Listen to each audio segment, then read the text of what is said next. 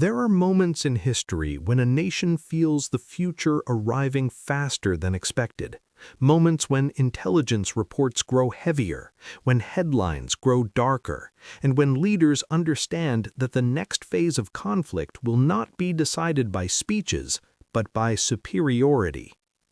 In the early years of the Korean War, the United States faced exactly such a moment.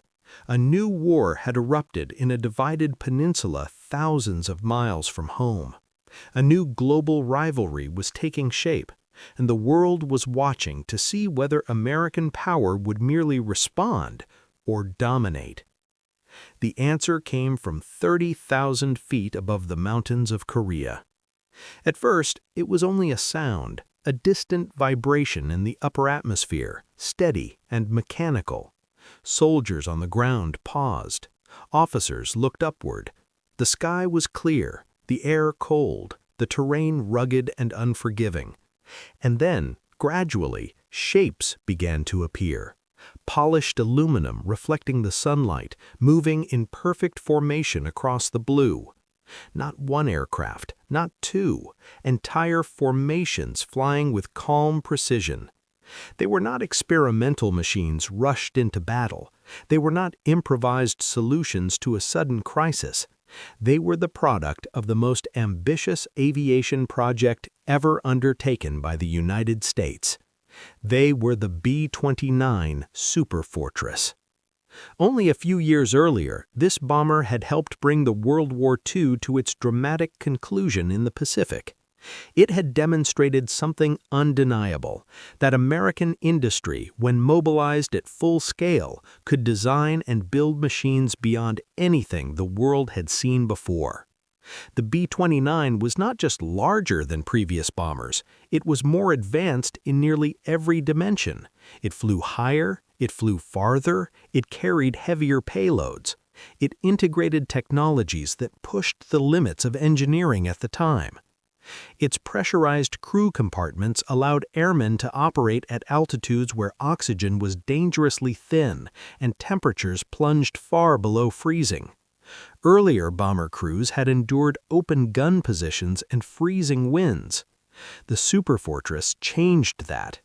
Inside its heated compartments, crews worked in conditions that mimicked ground level, increasing endurance and operational efficiency.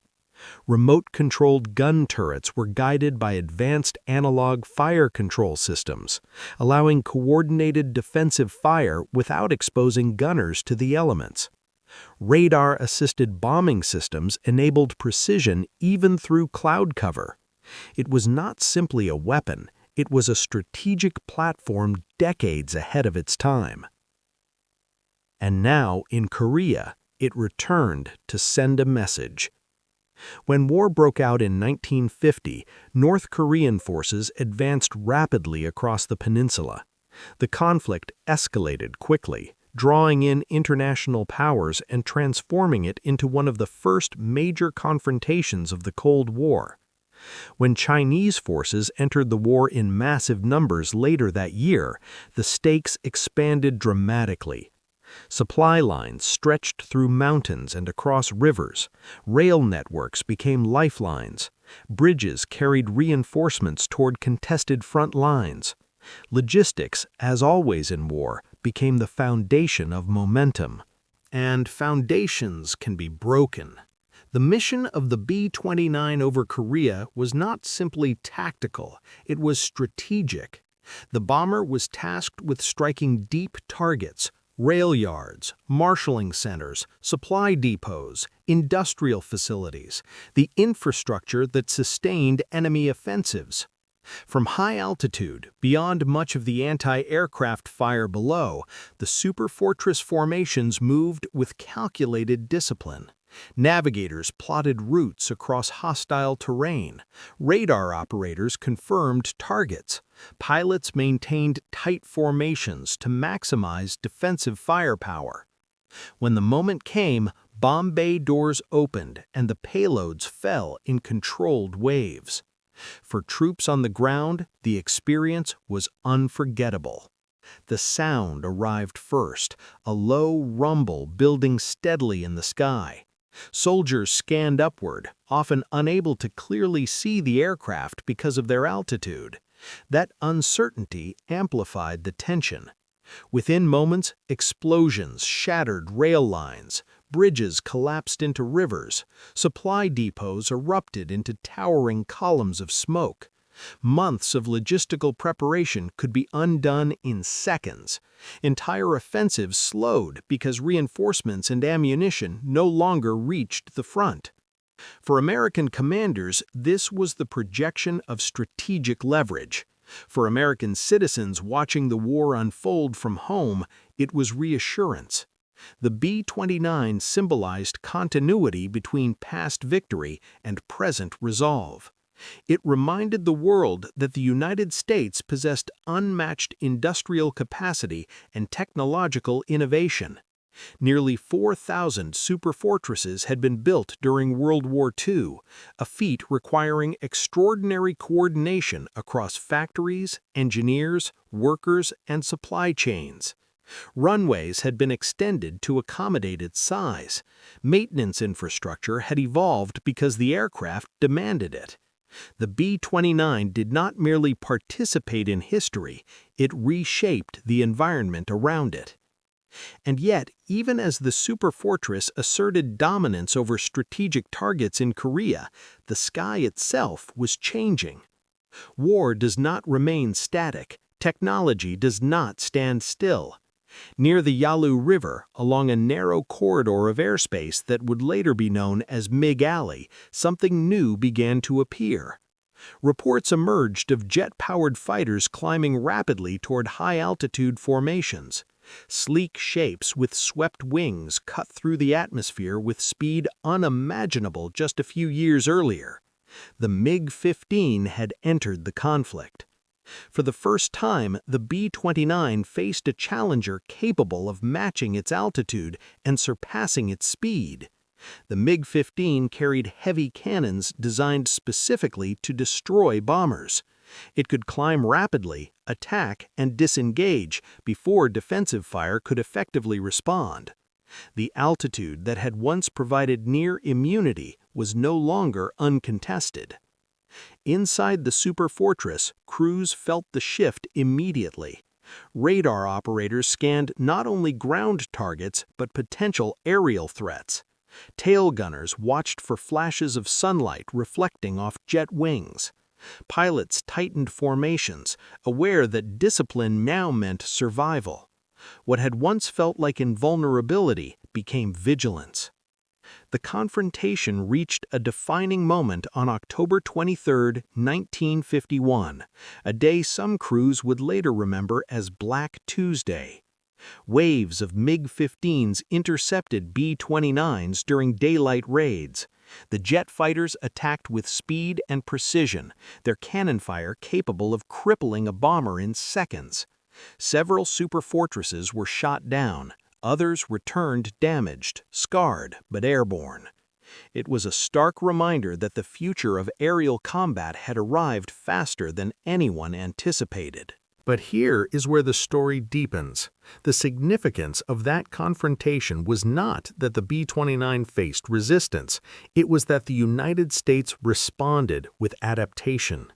Daylight raids in the most heavily defended zones were reduced. Night operations increased, using darkness to offset jet interception. Escort tactics evolved as more advanced American jet fighters entered service. Training intensified, doctrine shifted. The clash over Korea accelerated the transition from piston-driven dominance to jet-powered strategy. And yet, despite the changing skies, the B-29 remained indispensable. It continued to strike dams, transportation networks, and industrial targets critical to sustaining enemy offensives. Its range and payload capacity could not be easily replaced. It became the bridge between eras, the final and most advanced expression of propeller-driven strategic bombing before the jet age permanently redefined air warfare. The story of the Superfortress over Korea is not merely a story of destruction, it is a story of resilience. It is a story of how a nation built the most advanced bomber of its time, deployed it across oceans, and when confronted by new technology, refused to fall behind. The B-29 entered the Korean War as a legend of World War II. It left as the catalyst for a new chapter in aviation history. And this was only the beginning of that transformation. The first time Chinese troops realized what the B-29 truly meant, it wasn't during daylight, it was at night. Night was supposed to be protection. In the mountains of North Korea, darkness swallowed movement. Columns marched without headlights, camps were hidden under trees, fires were forbidden, silence was survival. Then came the sound. It didn't scream like a dive bomber, it didn't roar like a fighter jet. It was something else, a deep, distant vibration that rolled across the mountains like thunder that refused to end. Men looked up, but they couldn't see anything, only the sky, black and endless. And then the earth erupted. Entire supply depots disappeared in seconds. Bridges that had taken weeks to construct collapsed into rivers. Ammunition convoys exploded before drivers could even abandon their trucks. Shockwaves rippled through valleys, bouncing between cliffs, magnifying the terror. The B-29 wasn't just destroying targets, it was erasing confidence. And this is where the war shifted psychologically. Because up until that point, Chinese forces believed numbers would prevail. Human waves, relentless advances, sheer mass overwhelming American firepower. It had worked before. It had stunned UN forces and pushed them back. But you cannot overwhelm what you cannot reach. The B-29 flew too high, too far, too fast. Anti-aircraft guns strained upward, firing blindly into darkness. Searchlights cut through clouds but found nothing. Radar coverage was inconsistent. Fighters struggled to intercept bombers flying at altitudes and ranges few aircraft could sustain. And every night the message was the same: you are not safe. Imagine being a commander responsible for moving thousands of troops through narrow mountain roads, knowing that at any moment, unseen aircraft from another continent could turn that road into a graveyard. Imagine trying to plan an offensive when your supply lines are shredded before your men even reach the front. That is what air superiority truly means. It doesn't just destroy equipment, it destroys certainty. And American aircrews understood that their mission was bigger than bombs. They weren't just targeting bridges and rail yards, they were targeting the enemy's ability to sustain war. They were striking factories, depots, marshalling yards. They were cutting arteries. The B-29 had already proven itself in the Pacific during World War II. It had crossed vast oceans and delivered decisive blows. Now, over Korea, it adapted to a new battlefield, colder, mountainous, politically charged. And yet, for a time, it seemed unstoppable. Until something changed. Because every advantage in war eventually meets resistance. The introduction of the Soviet-built MiG-15 altered the equation dramatically. Suddenly, high-altitude bombing missions faced a new threat. These sleek jet fighters could climb faster and fly higher than many expected. MiG Alley became a deadly corridor in the skies near the Yalu River. For the first time, B-29 crews felt vulnerable. But here's the part most people forget. Even when losses occurred, the strategic effect remained. Bombing campaigns forced massive resource allocation from Chinese and North Korean forces. Air defense systems expanded. Fighter squadrons were redirected. Logistics had to be dispersed, hidden, rerouted. What once moved in concentrated strength now moved in fragments, and fragments are weaker. This is one of the great overlooked truths of the Korean War. It was not only a clash of infantry in frozen trenches, it was a contest of industry, engineering, and endurance. It was about who could project power farther, sustain it longer, and adapt faster. And in that domain, the United States held an enormous edge. The B-29 symbolized that edge.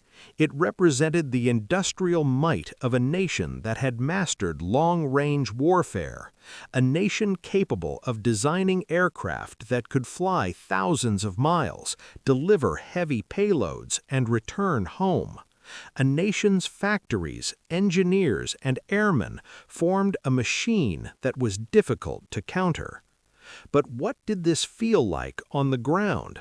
Survivors described confusion first, the inability to pinpoint the source of destruction, the shock of seeing entire positions gone, the realization that concealment was no longer reliable. Then came fatigue. Because you cannot fight effectively when sleep is broken by distant engines and sudden explosions. You cannot maintain morale when reinforcements vanish before arriving. You cannot build momentum when bridges collapse faster than they can be rebuilt. And morale in prolonged wars matters as much as ammunition. Meanwhile, back in the United States, these missions were often numbers in reports, sorties flown, tons dropped, targets hit. But for the crews, each flight was a long journey into contested skies, hours inside a pressurized aluminum shell, knowing that if intercepted, escape options were limited. They flew anyway. And every mission carried weight beyond its bombs, because the Korean War was the first major armed conflict of the Cold War. The world was watching, Moscow was watching, Beijing was watching, allies were watching, enemies were calculating. Could the United States project power decisively without escalating into global war? The B-29 was part of that answer. It showed that American air power could strike deep without immediate nuclear escalation. It demonstrated conventional strength on a strategic scale. It reinforced alliances and signaled capability. And here is the hook that most modern audiences overlook. The Korean War did not end with a sweeping victory parade. It ended in stalemate, an armistice, a line drawn across the peninsula that still exists today. But stalemate does not mean insignificance. The ability to prevent total collapse, the ability to hold the line, the ability to impose costs so severe that expansion stalled, those outcomes matter. And air power played a central role in that containment. Think about the alternative. Without the ability to strike logistics deep behind front lines, without the constant pressure on supply chains, without forcing the diversion of resources into air defense, the battlefield calculus might have looked very different. Wars are not only won by advancing.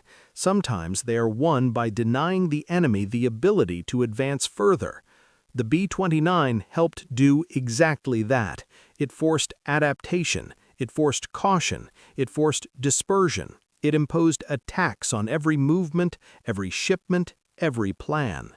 And even as jet warfare evolved and tactics shifted, the psychological mark had already been made.